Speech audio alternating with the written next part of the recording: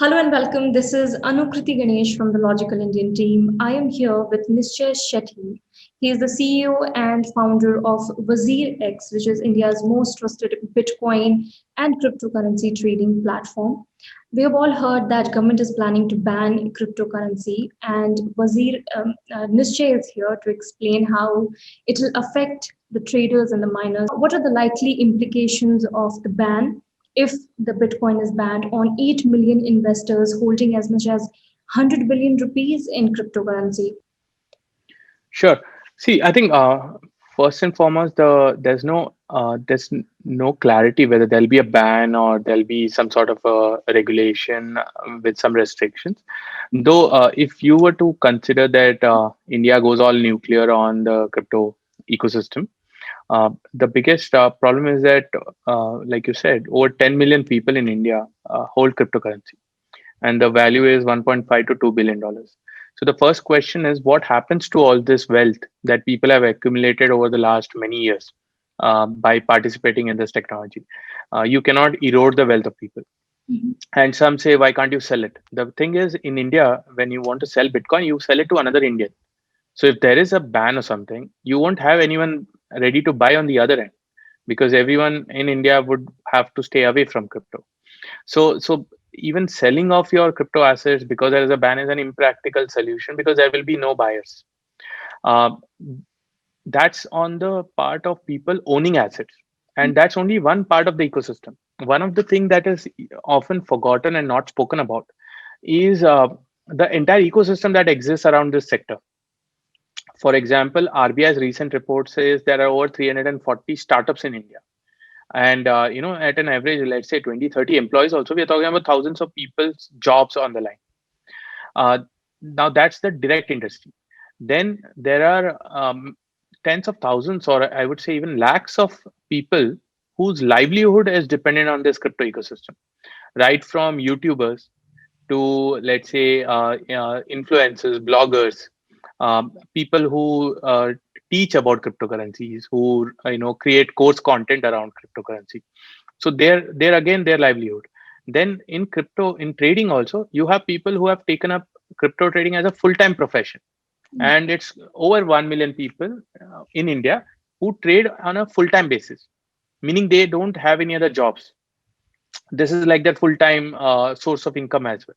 So then what happens to these 10 lakh plus people in India whose job today is to trade and earn? uh, I think these are some questions that can never be answered, because no other country in the world is thinking of banning crypto. They're all going to regulate. So I believe that India, when they consider these scenarios, India will realize that it drastically affects our population today. And not just that, the moment you ban crypto in India, we will be the only country that is not participating in this, while other countries are doing it. And by the time you get back, let's say 3 years, 4 years down the line, we realize, oh, no one is banning it. We are the only country away from it. Let's participate. Crypto is a network effect model where other countries would have already built out the networks, and we will only have to join into those existing networks, thus again putting us behind this whole sector. So I think overall the negative implications of a ban far outweighs regulating it, and regulation is a really good solution. So I'm really hopeful that the government is not going to ban it. But if there is a ban, these are the negatives that would emerge. So, why do you think the government is even planning to ban cryptocurrency? Instead of banning it outright, shouldn't there be regulations in place to tackle all the scams or anything that comes, illegal in terms of cryptocurrency? So, don't you think there should be a regulation instead of outright ban? Absolutely. In fact, as an industry, that is what we've been pushing for. We've been pushing for regulation in the country, and the ban. I think the whole ban narrative has been emerging because one is in 2018, the RBI had a temporary banking ban, which of course the Supreme Court of India overruled in 2020. Then in 2019, we had a draft ban bill that was released by the Garg committee. Mhm. And now recently there was this in under the list of bills to be presented in this session, there was a bill which was for the cryptocurrency regulation. In that, it does not talk about banning in general, but it talks about banning private cryptocurrencies. So now this term private cryptocurrency is again a little confusing, where there's no definition to it out in the open, which is again why people are not really sure what is the government thinking of. But having said that, recently our finance minister made it clear. She gave a statement where she said that India does not intend to like put a blanket ban on anything, Mhm. and they understand that other countries are participating in it, and India cannot stay away. So that brings a lot of hope to the industry. And like you said, regulation is definitely the right way forward, because for every negative use case that people talk about, regulation has the way to solve that. For example, anonymity. When you talk about anonymity, if you bring in KYC, you will ensure that there is not no anonymous transactions happening, and KYC comes in from exchanges like us. Then for illegal usage, you have AML policies. So there are enough regulatory, I would say, processes in place in the country today, in the regular financial system already, that we can just replicate that in the crypto system, and we will still be able to participate in crypto while making sure all the bad activities are kept at bay. Okay. And whenever something is made illegal in India or banned anywhere, actually, the black market for that booms, right? So, do you feel the banning cryptocurrency or banning Bitcoin, or it'll enable a black market for digital currency in India, and what are its implications if it's at all done? Right. See, in fact, it's not about belief. We can already look at data globally, which shows that countries that have not just banned, countries that have tried to even suppress crypto have led to a black market emerging in those countries. And the latest examples are Nigeria and Argentina, where the governments have tried to suppress it. They have not banned it, they've tried to suppress it. And even in China, the government has tried to suppress it. And what has happened is an underground economy gets created. The reason why is because Bitcoin and other crypto, there are technology where you cannot technically ban them. The only thing you can do is tell people not to get involved. But people already have, millions of people already have it. What are they going to do? They're going to try to find ways to sell it if the prices go up. And usually, the moment there is a suppression of Bitcoin in a country or crypto in a country, the black markets find this as an opportunity to attract all the liquidity, Mhm. which means they offer higher prices than normal, and because regular people have no other option, they tend to go to these black markets. Yeah. Now the problem with that is we are putting regular people on harm's way because they don't know where that money is coming from. Mhm. Whereas in an exchange like ours, for example, we do KYCs, so you already know who the parties are that are transacting with each other, and we don't deal with cash, we only deal with bank account transfers. So the moment it is banned, cash transactions start, which means the country also does not have any visibility into what is happening. And this is like the biggest reason why countries like US, EU countries, UK, they're not banning it, they're regulating it to prevent the black markets from emerging. And I would like to add to that is that, as far as my knowledge goes, even though there is no regulation from government's end on cryptocurrency, there is still some regulation at place for cryptocurrency, but it has not been that successful to curb people from getting cheated. Like plus token scam is one of the examples in China. So scams are there even though there is regulation. So don't you think that government's regulation and involvement is necessary at that point, because people are not aware of how Bitcoin and cryptocurrency works in general. So what needs to be done here instead of that? Right. See, I think bringing in safeguards from, and there are different players in the sector, right from startups to the consumers and the banks and our government itself. So the best way forward is, first is mandating KYC and AML policies on all the businesses that are dealing with crypto. Mhm, Today, in the situation is that because there is no regulation, mhm, you cannot enforce these on anyone. So while we, as WazirX, for example, we follow KYC and AML policies, but it does not mandate other players to do the same. And if regulation comes in, it will ensure that everyone is going to do this. Like in the US, for example, it's mandatory for you, if you're running a crypto exchange, to have KYCs and AML. So everyone does it.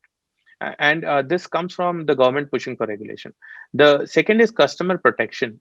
Like you said, scam is one way. the other is also ensuring that the cryptocurrency players, they put in safeguards to make sure that customers' money or the assets are safe. Mhm.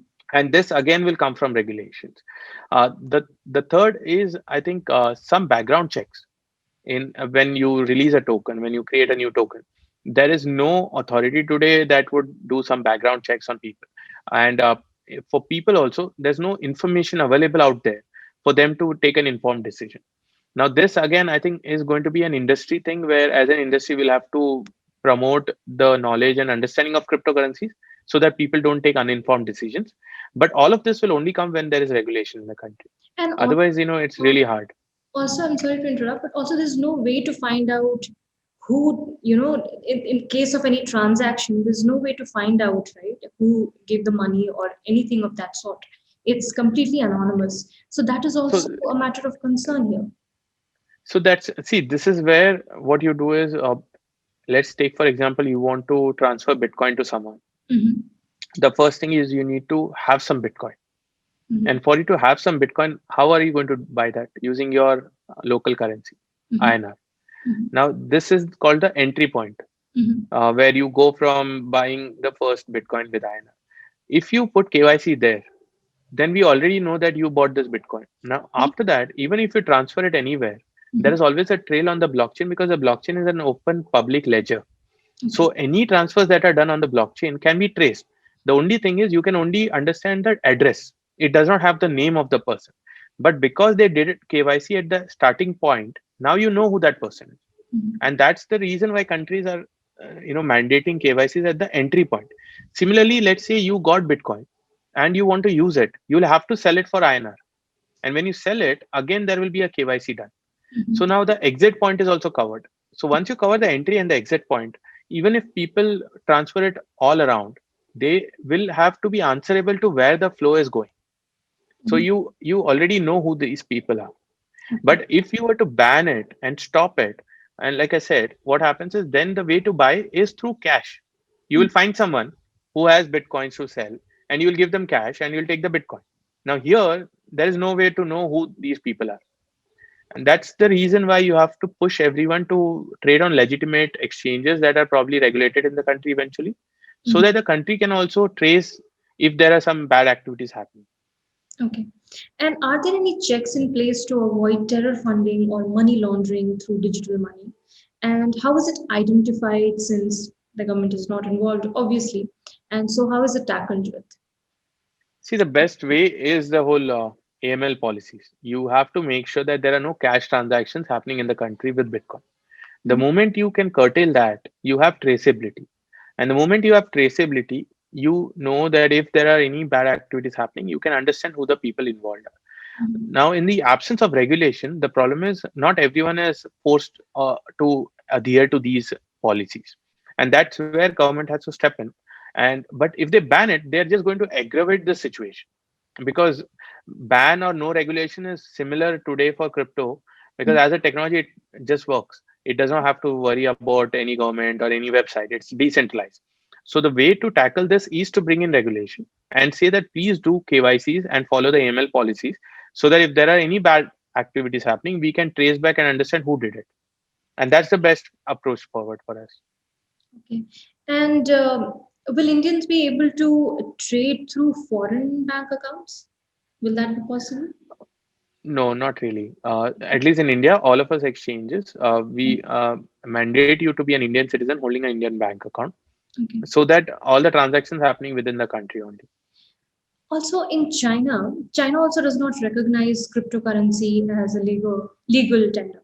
So, but reportedly, they are considering issuing its own digital currency. Do you see that happening in India someday? India launching its own cryptocurrency, I definitely believe India should, which would be nothing but the INR, digital version of the INR.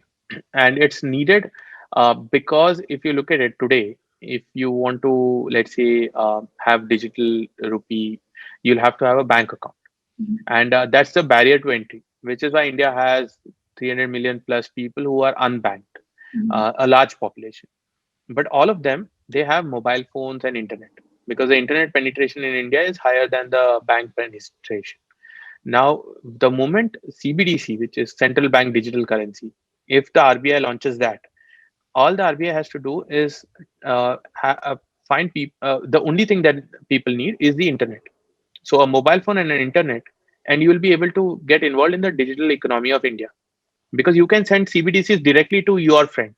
You Mhm. don't have to have a bank account. Your friends don't have to have a bank account. You can have a mobile app and you can just send it. So the moment CBDCs come, India's banked, like the unbanked population, can get involved in the financial economy, the digital financial economy. So that's like the biggest use case and advantage for India to bring CBDC. And I believe India should do that. Apart from that, there are a lot of other benefits. Settlement is like the biggest benefit, where today banks have a settlement time, and it takes anywhere from a few hours to 7 banking days for settlements to happen between banks. With a CBDC, that becomes instant. It's as good as sending cash to each other for the banks. So it makes reconciliation and everything easy for banks. Also, there are people who do not want government to get involved in cryptocurrency. Could you explain why is that?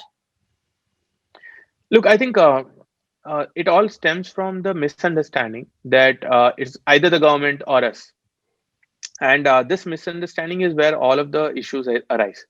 The first important thing to understand is cryptocurrencies can be classified into four categories, or four types of cryptocurrencies exist. One is a currency, the second is an asset, the third is a utility, the fourth is a security. Now, currency aspect of cryptocurrency, like whatever cryptocurrencies are currencies, I believe that should be under the domain of our country's bank and our country's government. Uh, but assets and utilities, for example, Bitcoin is considered as an asset. Ethereum, that's a utility. Now, these are the things that don't compete with the INR. They have different use cases. They're built for different reasons. It's like saying if the government has a website, should others be bringing their own website or not? You should be, because every website has its own use case. So based on the use case, and I believe that if a cryptocurrency is trying to be a currency, I don't think we should allow that in the country, because our INR is the currency in the country. But if there are cryptocurrencies that are being used as assets and utilities, we should in fact foster that and push for that, because that will help us grow our crypto sector in the country. So this confusion, once it is cleared, I think we won't ask the question whether the government should do it or someone else. Everyone should be doing it. So, would you like to add anything to our conversation that I might have missed out? No, I think so. A lot of people think that it's all bad that's happening in the crypto sector. But look at it this way: this is probably one of those few sectors where we are early and regulations haven't come in, and regulations are needed because it's an intersection of finance and technology. If it is only technology, if you see a lot of the other technical products, they don't have any regulations; they still operate. But because there is finance involved, there has to be regulation, and the path to regulation is never a straightforward overnight change. It takes a long time and it takes a lot of effort. And what we are seeing in India right now is the start of a regulatory process. So it might be come off as negative, or why are they doing this and what is wrong. But this is how it has to start. It has to start somewhere.